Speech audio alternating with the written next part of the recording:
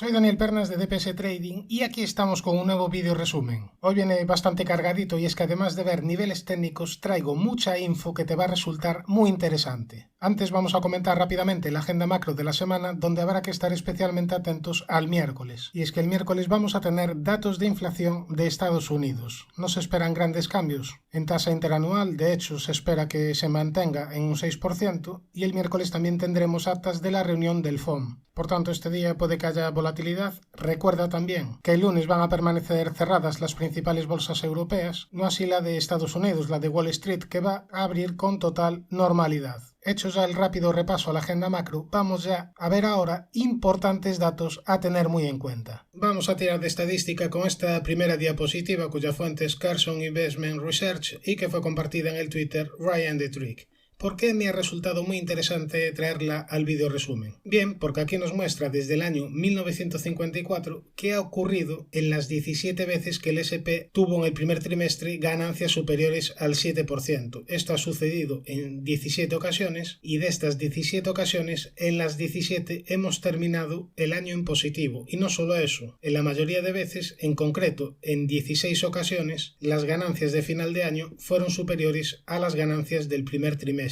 Únicamente con la salvedad del año 1987, que tuvo unas ganancias del primer trimestre de un 20,5% y si bien el año terminó en positivo, las ganancias finales fueron de apenas un 2%. Por tanto, la estadística en este caso es bastante positiva para el S&P 500. Veremos si se acaba cumpliendo, porque las estadísticas, como se dice en fútbol, están para romperse, pero bueno, son datos siempre muy a tener en cuenta y son representativos porque vienen desde el año 1954. Si bien es cierto, la muestra no es demasiado amplia, pero bueno, podría tenerse en cuenta. ¿Tú qué piensas? ¿Terminará el S&P en positivo? ¿Terminará con ganancias superiores a las que tuvimos en el primer trimestre de un 7%? Dime tu opinión en comentarios. Ahora, no todo es positivo, vamos a hacer ahora contrapunto a estas estadísticas, y es que en la siguiente diapositiva vemos que la subida de tipos iniciada hace un año es la subida de tipos más vertical de los últimos tiempos. Aquí tenemos en el eje vertical los tipos de interés y en el eje horizontal el tiempo. En los 14-15 meses aproximados que llevamos desde que se inició la subida de tipos, en ninguna otra ocasión la subida ha sido tan vertical. No se ha subido tipos con tanta dureza hasta ahora. ¿Qué quiero decir con todo esto? Que bueno, que es difícil que al final toda esta subida no se acabe trasladando a los beneficios empresariales o no tenga ningún efecto perverso. Bueno, de hecho, ya estamos viendo lo que está pasando con los bancos. Entonces veremos finalmente qué sucede con esto. Ahora ya no creo que la Fed suba mucho más los tipos respecto al nivel actual. Ojo, no porque la inflación esté controlada, sino más bien porque hay miedo a que la situación bancaria se descontrole todavía más. Y además hay otra cosa, si nos vamos a la siguiente diapositiva, ya lo vimos la semana pasada, pero quiero incidir en esto. La mayoría de inversores esperan que a partir de que la Fed baje tipos de interés, el S&P 500 va a tener subidas fuertes, sin embargo, aquí la estadística dice todo lo contrario. Vemos que cada vez que la política de tipos de interés se gira a la baja, el S&P 500 tiene caídas. Como vimos con la primera estadística, esto no quiere decir que vaya a pasar sí o sí, pero la historia de que la bajada de tipos va a beneficiar a las bolsas queda un poquito en entredicho. No quiere decir que la bajada de tipos no beneficie a las empresas, que obviamente sí que las beneficia, pero si la Fed baja tipos de interés en el contexto actual sería porque ve problemas todavía más importantes que la inflación, lo cual al final los resultados empresariales se verían perjudicados. Y respecto a esto, respecto a los beneficios empresariales, vamos a ver la siguiente diapositiva. Después la pondremos en relación con un informe de JP Morgan porque va a ser bastante interesante. Y aquí lo que vemos es que el consenso respecto a los beneficios empresariales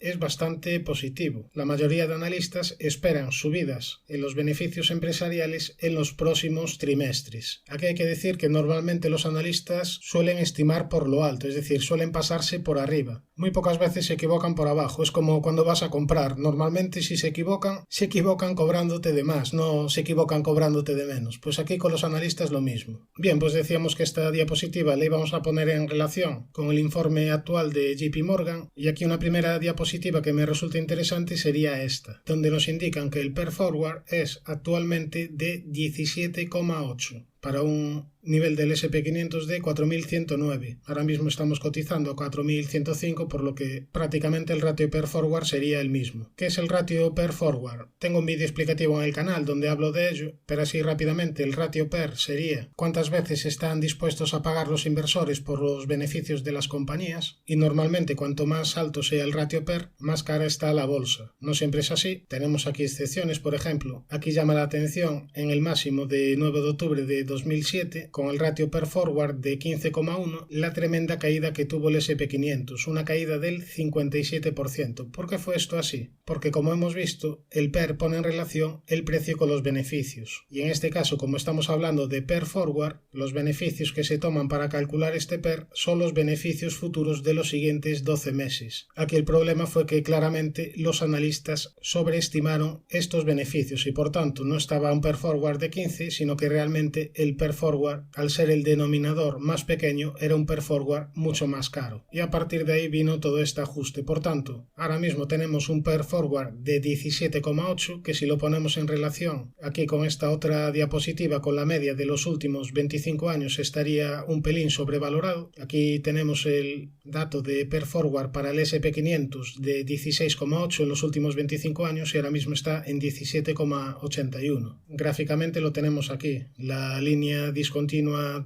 en el medio sería la media de 16,80 y estaríamos un pelín por encima. Fíjate que con la crisis del 2018 el PER forward se situó incluso por debajo de 10. Y lo que estábamos comentando aquí, no es realmente preocupante que esté ligeramente sobrevalorado, sino que lo realmente preocupante sería que los analistas se confundiesen en su estimación de beneficios, porque en ese caso el PER forward ya no sería de 17,81, sino que la bolsa estaría bastante más cara. Poniendo un poco todo en relación, no sé si te acuerdas, pero aquí al principio del año casi todo el mundo estimaba que la primera parte del año fuese negativa y que ya la segunda parte del año, cuando la Fed decidiese mantener o incluso bajar tipos de interés, el SP500 pudiera recuperarse. Como se suele decir, cuando todo el mundo espera algo, normalmente ocurre todo lo contrario, por lo que yo estoy bastante más inclinado a que ahora la bolsa se comporte bien. De hecho, veremos después los gráficos, pero sobre todo el Nasdaq no tiene mala pinta, y después ya a futuro, cuando la Fed decida bajar tipos de interés porque la economía requiera de ello, pues ahí los inversores quizás ya estén más confiados, quizás ya piensen las bolsas van a tener fuertes incrementos, y ahí los grandes inversores lo más probable es que aprovechen para vender. Eso creo que podría ser un escenario bastante probable, pero no es más que eso, porque como digo siempre, al final mandan los gráficos, después veremos niveles, pero siempre está bien tener un poco la idea de lo que se está tejiendo de fondo. Bueno, quizás me estoy liando un poquito más de lo normal. Nos vamos ya a la siguiente diapositiva, que es bastante interesante porque nos diferencia entre empresas value, empresas growth y tipo blend, que sería una mezcla de las dos. Y aquí vemos que la rentabilidad en los últimos 10 años anualizada, las compañías que mejor se han comportado son las compañías growth, con una rentabilidad para las empresas grandes de un 14,6%, para las empresas medianas de un 11,2% y para las pequeñas de un 8,5%. En contraste con las value, que tuvieron una rentabilidad anual de un 9,1%, eso para las empresas grandes, para las medianas un 8,8% y para las pequeñas de un 7,2%. Después, lógicamente, las tipo blend serían rentabilidades que estarían a caballo entre una y otra. Esto para los últimos 10 años. Para lo que llevamos de año, también las empresas growth son las compañías que mejor lo están haciendo, con rentabilidades para las empresas grandes de un 14,4%, para las medianas de un 9,1% y para las pequeñas de un 6,1%. Ahora, si nos vamos al apartado de valoración, este también sería una diapositiva bastante interesante, y es que aquí nos relacionan el PER actual con el PER medio de los últimos 20 años. Si tenemos esto en consideración, tendríamos aquí, por ejemplo, que las empresas grandes growth ahora mismo estarían cotizando a un PER actual de 23,8 cuando la media de los últimos 20 años fue de 18,7. ¿Qué significa esto? Que teóricamente estarían sobrevaloradas. Eso sucedería en las empresas growth grandes, pero también en las medianas y en las pequeñas. Por el contrario, en las value, las compañías grandes sí que estarían ligeramente sobrevaloradas, pero las medianas y sobre todo las pequeñas teóricamente estarían infravaloradas. Y después las blend lógicamente serían un intermedio entre las value y las growth. Bien, no me quiero extender mucho más con este pequeño análisis, dime en comentarios si te ha aportado valor y nos pasamos ya a ver niveles técnicos en los gráficos. 2 segundos para el disclaimer, arrancamos.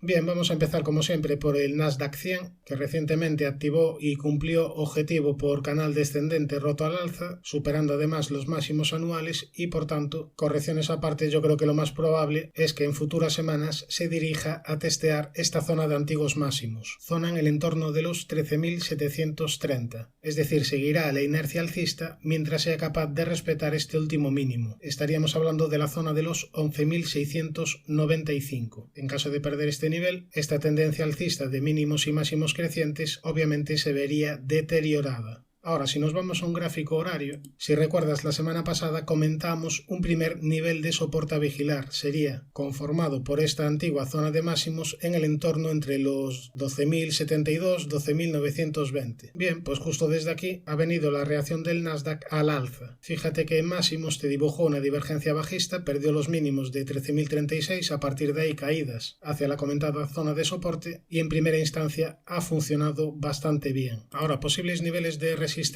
Bueno, tendríamos los máximos de esta semana en el entorno de los 13.081 aproximadamente y después los máximos anuales en el entorno de los 13.200. Eso respecto al Nasdaq 100. Si nos vamos al S&P 500, la situación no es tan positiva como en el Nasdaq, pero mientras se mantenga por encima de los 3.764 no dará una primera señal de debilidad. Antes podría encontrar soporte en la zona de los 4.080, en la zona de la media de 200 sesiones y en esta zona sombreada, además de en niveles de 3.809. En cuanto a resistencias, tendríamos los 4.136, los 4.195 y los 4.327 puntos. Si nos vamos al Dow Jones, comentábamos que había mejorado tras superar la directriz bajista dibujada en color rojo y tras superar niveles de 32.863 y con esta subida ha llegado a la siguiente zona relevante, que serían los 33.582. En caso de superar esta zona, creo bastante probable ir a testear la siguiente, que estaría en el entorno de los 34.333 puntos. Primera zona de soporte, la zona de la media y esta antigua zona sombreada, después ya tendría los 31.435. Si nos vamos al Russell 2000, aquí comentábamos una primera resistencia, los 1.828 y prácticamente desde ahí han venido las últimas caídas. En cuanto a soportes tendríamos los 1703 y muy importantes los 1644, una zona donde se ha frenado el precio hasta en 3 ocasiones. De hecho, siempre comentamos en estos vídeos resúmenes que en caso de superar niveles de 2033-2034 estaría activando una figura de doble-triple suelo y en este escenario sería muy probable ver subidas fuertes en el Russell 2000 y en extensión en los otros índices americanos. De momento, últimamente está bastante débil, tendría primera zona de resistencia los comentados 1828, después esta doble directriz que viene uniendo máximos y la media de 200 sesiones. Vista la situación de Estados Unidos, nos vamos ya a ver el mercado europeo. Vamos a empezar por el DAX, que de momento ha frenado las subidas en esta antigua zona de máximos, zona en el entorno de los 15.703. De momento sigue en tendencia alcista, pero mucho ojo si pierde estos mínimos, mucho ojo si pierde la zona de los 14.464, porque estaría activando una figura de doble techo. ¿Crees que es lo más probable ahora mismo? Creo que no, porque la media de 200 sesiones todavía sigue en fase descendente y no estamos viendo de momento claros signos de debilidad. Pero cuidado en caso de perder este mínimo porque sería una señal bastante negativa. Ahora, en caso de superar la zona de resistencia comentada, pues ya quedaría el camino abierto para ir a testear antigua zona de máximos del año 2021 que estaría en el entorno de los 16.300 puntos. Respecto al Eurostoxx, habría superado ligeramente los máximos anuales y aquí el problema sería que esto no acabe materializándose como una divergencia bajista. Para ello tendría que perder este último mínimo. Este soporte de los 3.900 es un soporte muy importante, al igual que era el de 14.464 en el DAX. Mientras sea capaz de respetarlo, pues seguirá la inercia alcista. Ya el siguiente nivel a vigilar serían los 4.419 puntos, esta antigua zona de máximos. Respecto al IBEX, tenemos un índice español que se ha apoyado muy bien en la zona de la media de 200 sesiones que confluía con esta zona de antiguos máximos. A partir de ahí, rebote fuerte del precio. Ahora mismo estaría atacando la siguiente resistencia, que sería este antiguo hueco bajista, y en caso de superarlo, el siguiente nivel a batir serían los 9.534 puntos. Si nos vamos al FTSE, índice inglés, también ha reaccionado muy bien desde la zona de soporte que comentamos, el 61,8% de esta última subida. Desde aquí ha tenido fuertes subidas e incluso ya está amagando con superar el 61,8% de lo que llevaba de caída. Si es capaz de dejar atrás esta zona, ya la siguiente estaría en el entorno de los 7.856 y después ya solo quedaría por el camino la zona de máximos históricos en el entorno de los 8.046 puntos. Respecto al MIB italiano, pues también se ha apoyado muy bien en la zona de soporte que comentamos, la media de 200 sesiones que coincidía con esta zona de antiguos máximos. A partir de ahí, rebote fuerte del precio, y ahora, al igual que el IBEX, está atacando la resistencia de este antiguo hueco bajista. En caso de superarla, ya el siguiente nivel a controlar sería el entorno entre los 28.050 y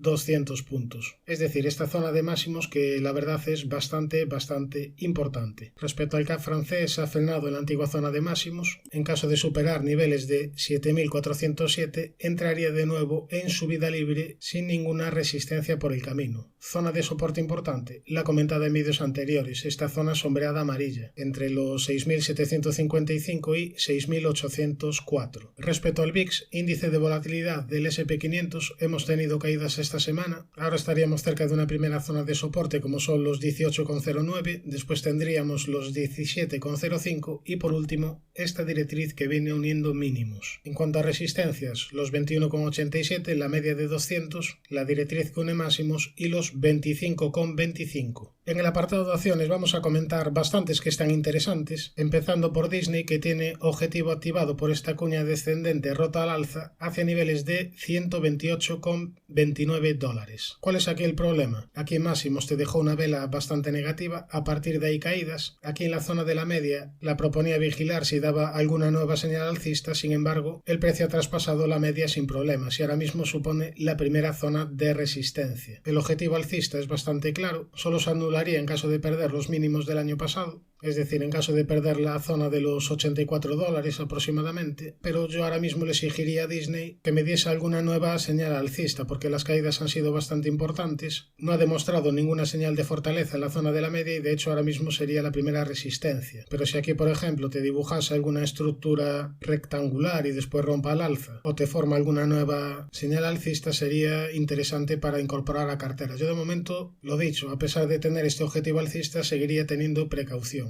Primera zona de soporte los 90,98 y después ya los 84 dólares. Nos vamos a una acción que me habéis pedido, Ulta Beauty, una compañía que en el larguísimo plazo tiene un aspecto impecable, tendencia alcista clara, si bien esta semana no la ha hecho demasiado bien. Es verdad que el precio ya estaba un poquito alejado de la zona de la media de 200 sesiones, pero yo ahora vigilaría este mínimo de corto plazo. En caso de perder la zona de los 500 dólares, quizás pudiéramos ver una corrección adicional. ¿Hacia dónde? Pues si pierde este mínimo, la siguiente zona a vigilar sería la media de 200 sesiones y muy importante esta zona sombreada amarilla, una zona que antes era techo y una vez superada ya funcionó en primera instancia de soporte. Estaríamos hablando de niveles en el entorno de los 437 dólares. Si nos vamos a un gráfico semanal, vemos que todavía le quedaría bastante recorrido, queda bastante distancia del precio hacia la media de 200 sesiones. Ojo que podría seguir subiendo, pero en caso de que pierda la zona de 500 euros, lo dicho, es probable que la consolidación se extienda un poquito más y ya en caso de que llegue a estos niveles, a niveles entre los 437 y 445 aproximadamente, es decir, esta zona sombreada amarilla, los que no estén todavía dentro de la acción, este sería un posible entorno donde vigilar compras. Nos vamos a la siguiente, PayPal, que es una compañía que ha sufrido mucho, primero tras perder esta directriz dibujada en color azul y tras activar una gran figura de doble techo que ya estaría más que cumplida, pero la traemos aquí al análisis porque en caso de que supere niveles de 103,03, en caso de que supere estos máximos, PayPal estaría dando una señal de cambio de tendencia y estaría activando objetivo alcista hacia niveles de 137,43 dólares. De momento precaución porque no ha dado ninguna señal positiva de momento, de hecho no está pudiendo con la doble directriz que viene uniendo máximos máximos y tampoco está pudiendo de momento con la zona de la media de 200 sesiones que todavía está en fase descendente. Se trata por tanto de una acción a vigilar que de momento está débil y bajista, pero que se pondría muy interesante en caso de activar este objetivo. Nos vamos a la siguiente MicroStrategy, ticker MSTR, que ha sufrido mucho desde que marcó máximos en el año 2021 en el entorno de los $1.315. Desde ahí ha tenido caídas importantes hacia la zona de los 135.28. De momento ha detenido la caída en ese nivel y daría una señal muy interesante en caso de superar la zona de los $362,86, porque en ese escenario estaría activando una figura de cambio de tendencia con objetivo hacia la zona de los 585,23,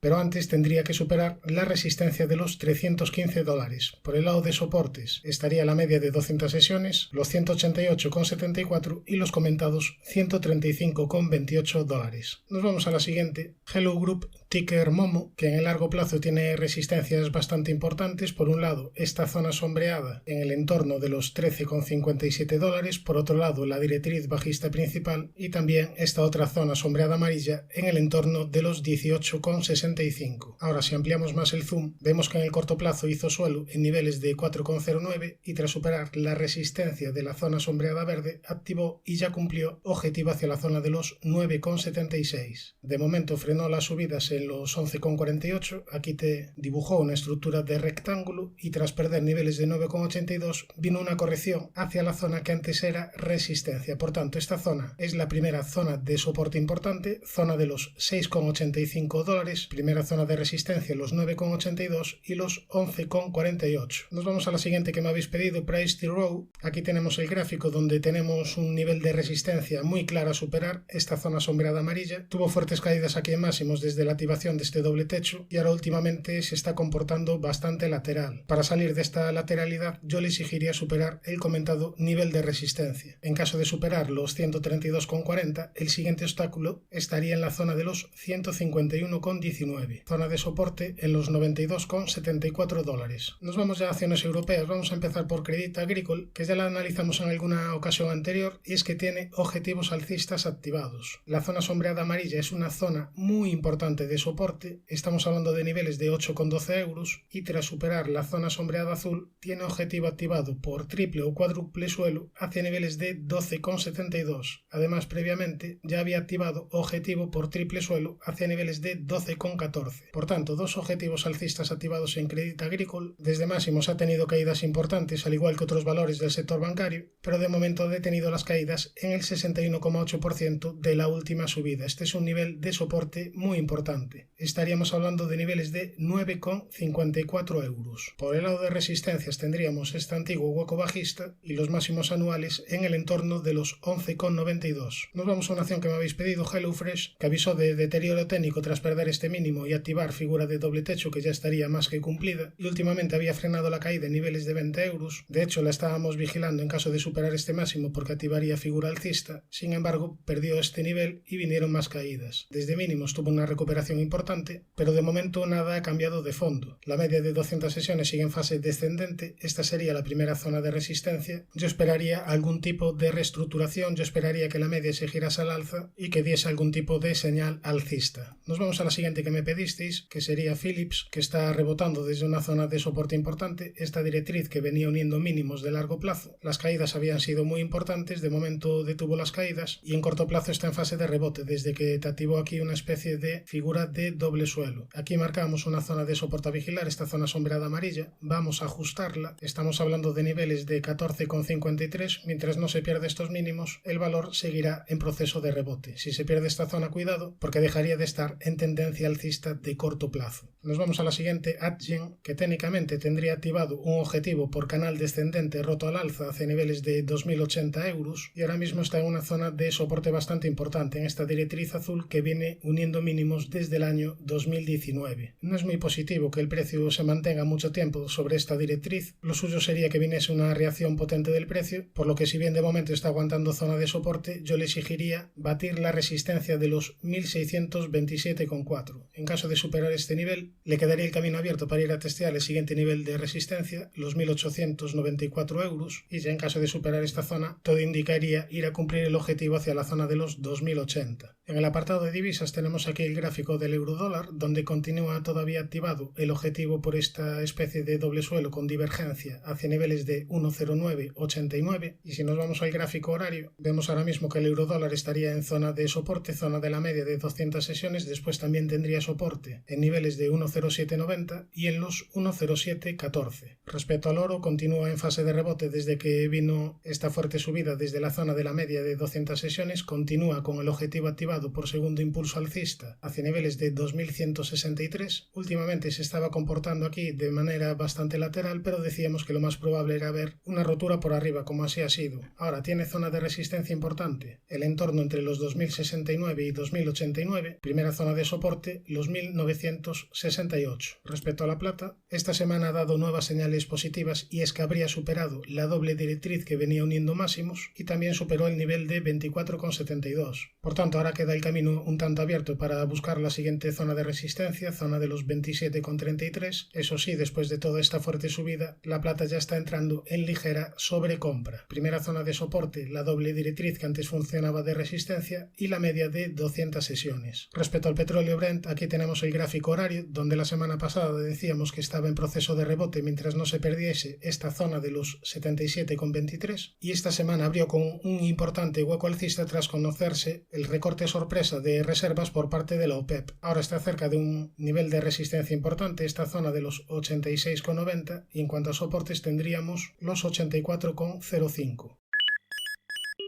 Suscríbete al canal si te ha gustado este vídeo y no te olvides de activar la campana para no perderte ningún contenido. Un saludo, mucha precaución y buenas inversiones.